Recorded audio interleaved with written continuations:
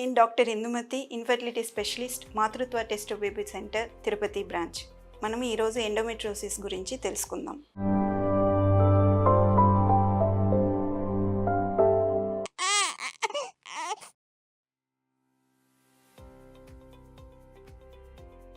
ముందు ఎండోమెట్రియోసిస్ తెలుసుకునే ముందు ఎండోమెట్రియం అంటే ఏంటి అనేది తెలుసుకోవాలి. మామూలుగా ఆడవాళ్ళల్లో పీరియడ్ అయిన 2వ రోజు నుంచి బ్లీడింగ్ అనేది మొదలవ్వటం జరుగుతుంది. అది ఆగినాక 6వ రోజు నుంచి గర్భసంచికి ఒక పొర అనేది డెవలప్ అవ్వటం జరుగుతుంది. అది 14వ రోజుకి మ్యాక్సిమం పెరుగుతుంది. ఆ టైంలో అండము కణము కలిసి పిండం ఫామ్ అయితే ఆ పొర అనేది మాయగా కన్వర్ట్ అవ్వటం జరుగుతుంది. ఒకవేళ అండము కణము కలవడం జరగలేదు అంటే ఆ పొర ఊడి 14 డేస్ తర్వాత మనకి బ్లీడింగ్గా కనపడుతుంది. కొందరిలో ఈ ఎండోమెట్రియం అనేది అండాశయంలోనూ ఉండొచ్చు, ట్యూబ్ పైన ఉండొచ్చు, గర్భసంచి కింద వెనుక భాగంలోనూ ఉండొచ్చు, అలాగే గర్భసంచి పొరల్లో కూడా ఉండొచ్చు. వీళ్ళకి మెయిన్ కంప్లైంట్ పెయిన్.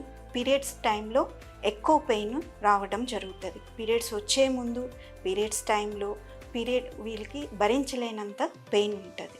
సో దీనివల్ల ఎండోమెట్రియం అనేది అండాశయంలో ఉండడం వల్ల పీరియడ్స్ టైంలో ఎలా గర్భసంచి నుంచి బ్లీడింగ్ మొదలవుతుందో అండాశయంలో ఆ పొర నుంచి బ్లీడింగ్ మొదలవుతుంది. అది చాక్లెట్ సిస్ట్గా కన్వర్ట్ అవుతుంది. దానివల్ల అండాశయం యొక్క ఎగ్ క్వాలిటీ తగ్గే అవకాశము అనేది ఎక్కువ శాతం ఉంటుంది. అదే ఎండోమెట్రియం అనేది పొర ట్యూబ్ పైన ఉంటే దాని నుంచి బ్లీడింగ్ స్టార్ట్ అయ్యి చుట్టుపక్కల ఆర్గాన్స్కి ట్యూబ్స్ అతుక్కోవటం అనేది ఎక్కువ శాతం జరుగుతూ ఉంటుంది. అలాగే ఆ పొర అనేది గర్భసంచి పొరల్లో ఉన్నప్పుడు వాళ్ళకి అడినోమయోసిస్ అనే కండిషన్ కూడా డెవలప్ కావచ్చు.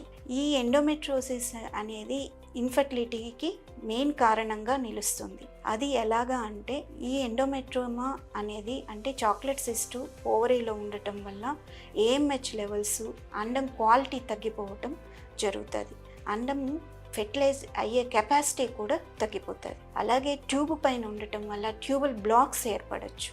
అలాగే గర్భసంచి పొరల్లో ఉండటం వల్ల గర్భసంచి స్ట్రక్చర్ మారటం అనేది కూడా జరుగుతుంది. దీనివల్ల ఫెర్టిలైజేషన్ కెపాసిటీస్ అన్నీ తగ్గిపోతాయి. దానివల్ల గర్భం నిలిచే అవకాశాలు చాలా వరకు తగ్గిపోతాయి. ఇది మనము 4 స్టేజ్లు చెప్పవచ్చు. స్టేజ్ 1, స్టేజ్ 2 కండిషన్స్లో చిన్న పద్ధతుల ద్వారా కూడా గర్భం నిలిచే అవకాశం ఉంది. స్టేజ్ 3, స్టేజ్ 4 కండిషన్స్లో IVF అనేది అవసరం పడుతుంది.